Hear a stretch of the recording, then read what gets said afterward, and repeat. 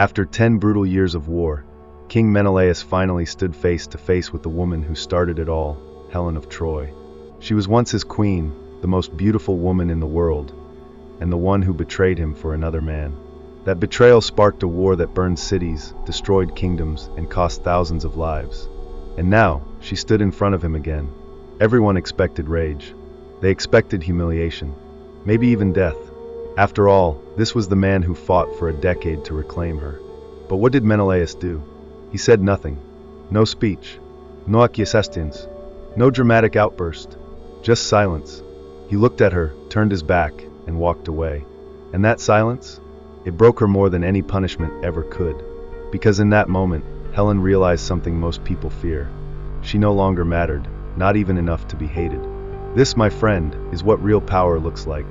It's not in shouting, not in begging, not in trying to make someone understand the pain they caused. It's in restraint, in poise, in letting your absence speak the truth louder than your words ever could. So when a woman hurts you, when she walks away, cheats, or treats you like you're replaceable, don't argue. Don't explain. Go silent. And now let's explore exactly why this silence is the ultimate response. Let's begin with the first reason: when power speaks without words. When power speaks without words, it speaks the loudest.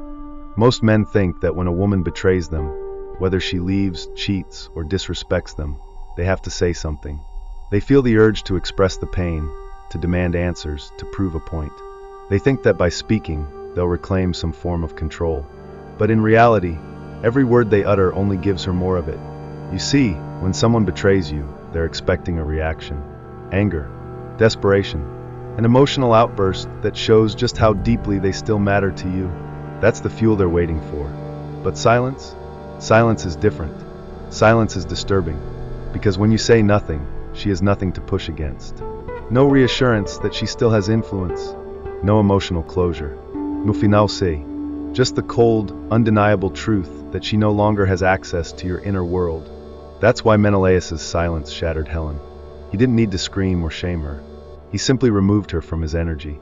And in doing so, he made her irrelevant, not just to his future, but to his identity as a man. And you can do the same. You don't need to argue with someone who already showed you they don't value you. You don't need to explain your pain to someone who caused it. You just need to be quiet and walk away. Because the moment you do, something shifts. She no longer has the keys to your world. And that brings us to the next truth. She lost access.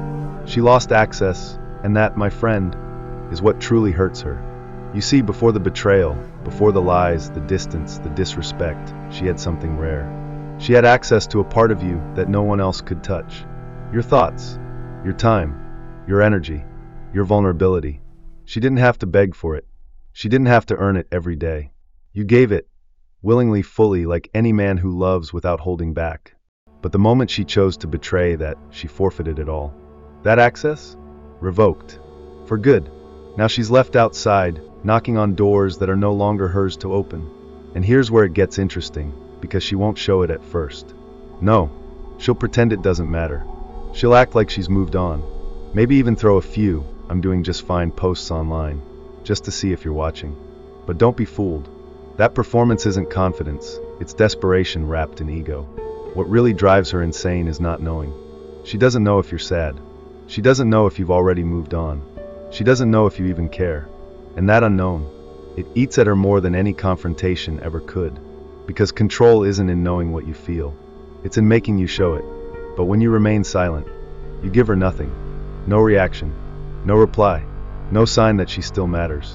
And that's when the power dynamic flips entirely.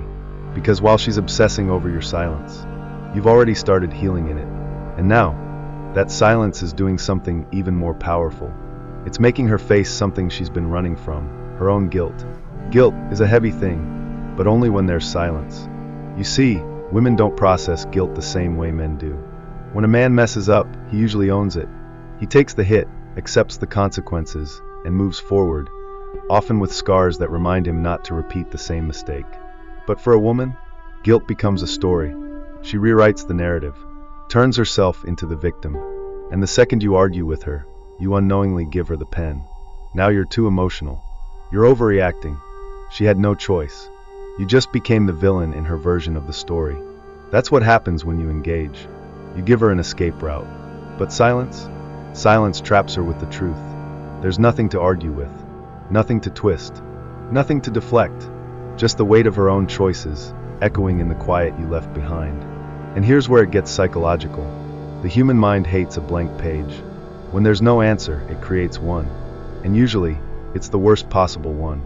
She'll start asking herself, what if he knows everything?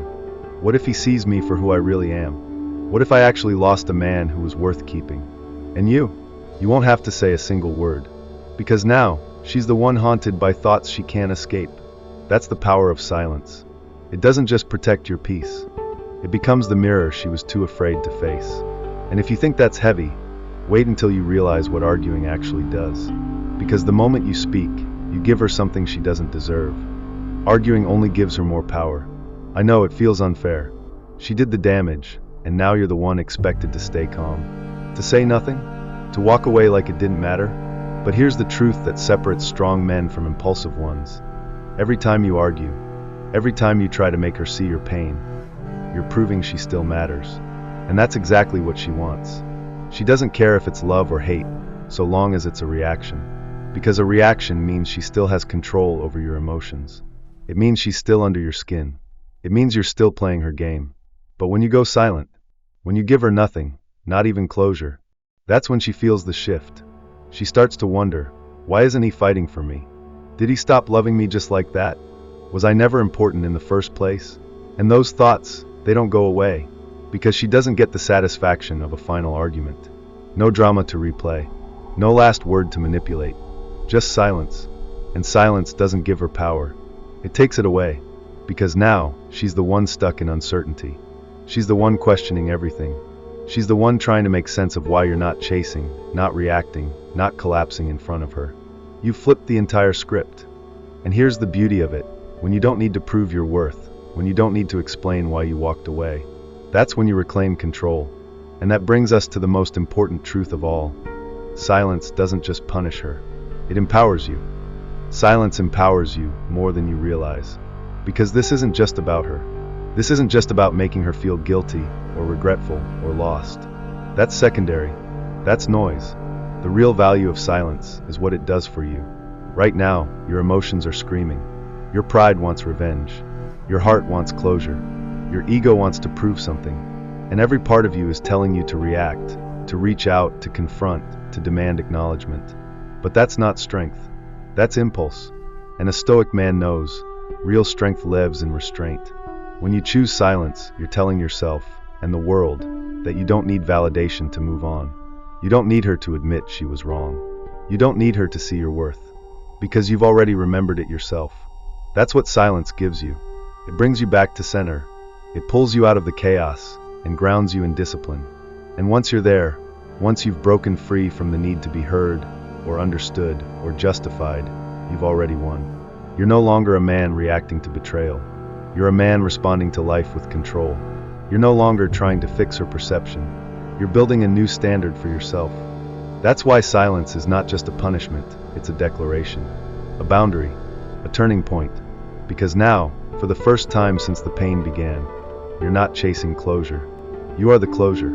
And she'll feel that in every unanswered message, every blank stare, every moment of quiet where she expected a storm, but got nothing. Now let's bring it all together. Because silence doesn't end the story. It rewrites it. Let her feel the silence, and let that be the final chapter. Because at the end of the day, silence does two things, and both are in your favor. First, it forces her to face herself. When you don't respond, when you don't explain, don't argue, don't give her the satisfaction of knowing what you feel, she's left completely alone with the weight of her decisions. And for the first time, there's no noise to drown it out. No reaction to distract from it. Just her, and the echo of her own actions. She'll wonder if she ever really mattered to you. She'll wonder if you've already replaced her. She'll wonder what version of her you now carry in your memory, and whether that version is worth remembering at all. But you won't answer those questions, because she no longer has the right to ask them. And second, silence reminds you of your power. You're not a man pleading for closure.